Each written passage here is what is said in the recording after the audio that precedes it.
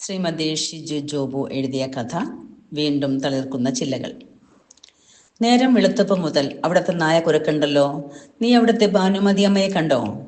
രാഘവൻ മാഷ് പേപ്പർ ഇടാൻ വന്ന പയ്യനോട് തിരക്കി. ഇല്ല, അവരെ അവിടെങ്ങും കണ്ടില്ല. പട്ടി നല്ല കുരയാ. നീ വാ, നമുക്ക് നോക്കാം. മാഷ് ഒരു ഷർട്ട് എടുത്തിട്ട് മുന്നിൽ നടന്നു. ഭാനുമതി അമ്മയുടെ മക്കൾ രണ്ടുപേരും വിദേശത്താണ്. ഭർത്താവ് മരിച്ചതിൽ പിന്നെ ബ്ലാക്കി മാത്രമാണ് അവർക്ക് കൂട്ട്. അയൽപ്പക്കത്തുള്ള മാഷിന്റെയും അവസ്ഥ വ്യത്യസ്തമല്ല.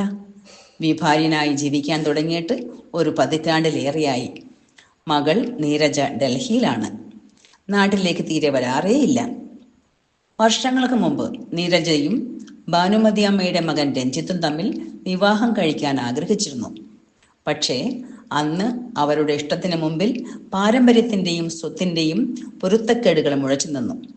അന്ന് വാളെടുത്തവരിൽ മുൻപന്തിയിൽ ഉണ്ടായിരുന്നത് ഭാനുമതി അമ്മയും രാഘവൻ മാഷുമായിരുന്നു. ഇന്നിപ്പോൾ ഭാനു അമ്മയുടെ വീട്ടിലെ പട്ടിയുടെ അസ്വാഭാവികമായ കുരന്വേഷിക്കാൻ മുന്നിൽ ഓടുന്നതും മാഷ് തന്നെ. അവർക്ക് എന്തു പറ്റിയാവോ? ഇന്നലെ കൂടി അടുക്കളപ്പുറത്ത് വെള്ളം കോരുന്നത് കണ്ടതാ. ഓടുന്നതിനിടയിൽ മാഷ് പിറുപിറുക്കുന്നുണ്ടായിരുന്നു. ചാരിയാവാതിൽ തുറന്നകത്തേക്ക് കയറിയ മാഷും പയ്യനും കണ്ടത് ബോധമറ്റ തറയിൽ കിടക്കുന്നവരെയാണ്. ഒരാഴ്ച ആശുപത്രിവാസം കഴിഞ്ഞ് തിരിച്ചു വീട്ടിലെത്തുമ്പോഴേക്കും അവർ രണ്ടുപേർക്കും ചില മാറ്റങ്ങളൊക്കെ സംഭവിച്ചിരുന്നു. പഴയ ദേഷ്യവും വൈരാഗ്യവും ഒക്കെ അലിഞ്ഞലിഞ്ഞില്ലാതായി എന്ന് മാത്രമല്ല, ഇനി മറ്റാരും തിരിഞ്ഞു നോക്കാനില്ലാത്ത അവർ തമ്മിൽ അങ്ങോട്ടും ഇങ്ങോട്ടും താങ്ങായി മാറിക്കഴിഞ്ഞിരുന്നു. തിരിച്ചു വീട്ടിലെത്തിയപ്പോഴാണ് രാത്രി ഭാനു അമ്മയ്ക്ക് ഒരാവശ്യം വന്നാൽ വിളിച്ചാൽ കേൾക്കുന്ന ദൂരത്തല്ല താനുള്ളതെന്ന് മാഷോർത്തത്. വീട് കഴിഞ്ഞൊരു തൊടിയും വലിയൊരു മതിലും കഴിഞ്ഞാണ് മാഷിന്റെ പടിപ്പുര. രാത്രി വലിയ ടോർച്ചും പുതപ്പുമായി മാഷ് അവർക്ക് കൂട്ടുകിടക്കാൻ വന്നു. പയ്യെ പയ്യെ രണ്ടുപേരും ഒരുപാട് അടുത്തു.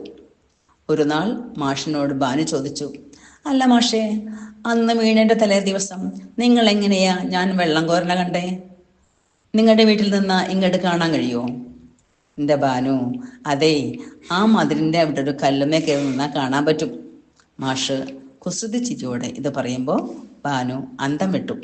ഇതപ്പം എത്ര നാളായി തുടങ്ങിയിട്ട്? നിങ്ങൾ ആള് കൊള്ളാലോ. രണ്ടുപേരും കെട്ടിപ്പിടിച്ച് കുറെ നേരം ചിരിച്ചു.